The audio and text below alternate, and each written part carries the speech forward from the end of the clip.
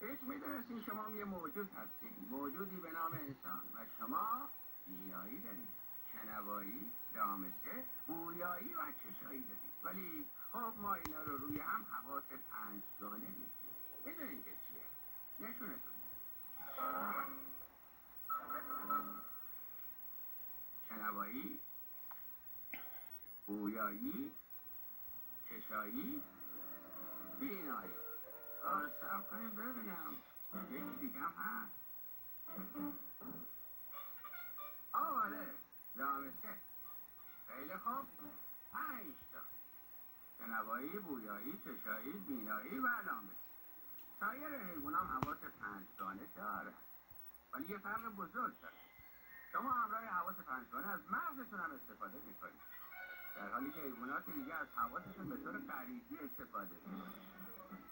مثلا در صورت بروز خسوف، یعنی وقتی که ماه بین زمین و خورشید قرار میگیره، مرغا فکر میکنن شب شده که تاریک شده و میرن میخوابن.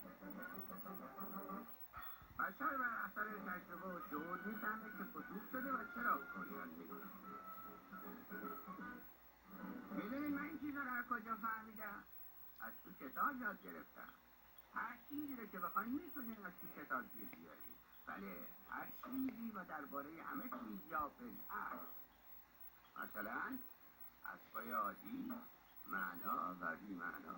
آره، همین به درد میخوره. حواس پنجگانه. خب از تست شنوایی شروع میکنیم. انسان با گوش‌ها که در کنار سرش قرار گرفته میشنوه.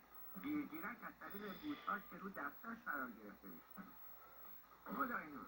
حالا میفهمم چرا پدر بزرگ همیشه آستیناشو میزنه بالا. ببینم کار میکنه. الو الو الو الو الو الو. آره، کار میکنه. در اغلب موارد تست شنوایی انسان به اندازه شنوایی سایر حیوانات حساس نیست. در واقع برای شنیدن صدایی از فاصله 160 متری باید به گوشش فشار بیاره. اصلا بیاین بخورید. در حالی که سگ صدا را از فاصله 1600 متری میشنوه. خفاش بیشترین گوشو داره. گوشاش مثل رادار عمل میکنه. خفاش از خودش صدا در میاره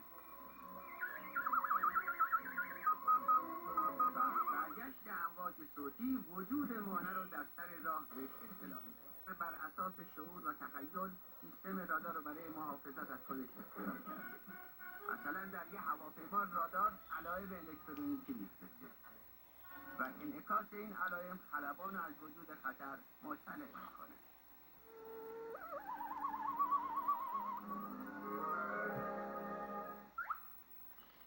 بشر بیشتر به حس بینایی و شنوایی متکیه، در حالی که سایر حیوانات بیشتر به حس بویایی متکی هستند.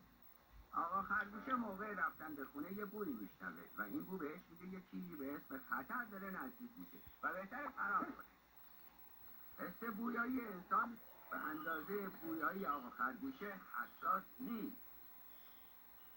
بویایی انسان فقط از فاصله نزدیک بوی رو تشخیص میده. خب البته هر قاعده استثناء هم داره. راستی فقط بینی انسانه که از صورتش بیرون اومده. بینی؟ خب من فقط یه گیرگیرکم. حالا برسیم به حس چشایی. باز حیوانیه که هر نوع غذایی میخوره و توجهی به ظاهر و مزه غذایی که میخوره نداره. ولی بشر ذائقه متفاوتی نسبت به حیوانات داره. دوست داره غذاش خوش ظاهر و خوشمزه باشه.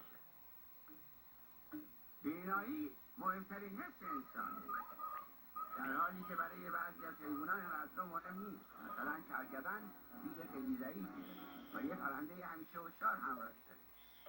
یه پرنده همیشه هوشیار که از خطرات با خبرش میکنه.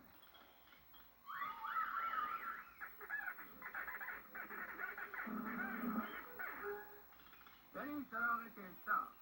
میتونه تمام بدنش رو زیر آب بکنه و هنوز هم همه جا رو ببینه، چون چشماش روی سرش قرار گرفته.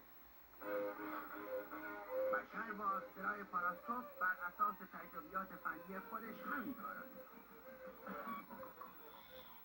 حالا اصطلاح سر رو مقایسه میکنیم.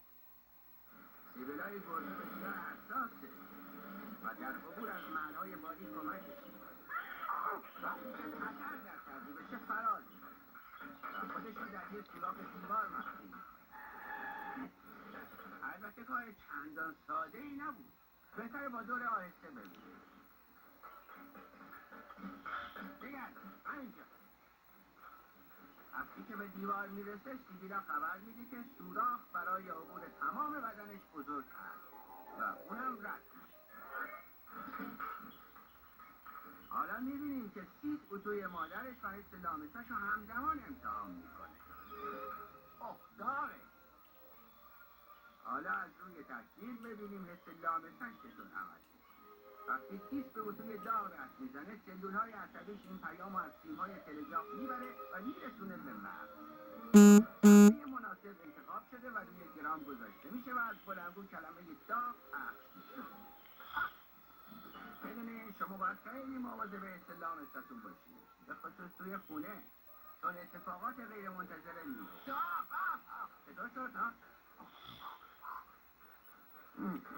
بله، منو یاد یه حس دیگه انداخت. جز حواس پنجگانه نیست ولی خیلی مهمه.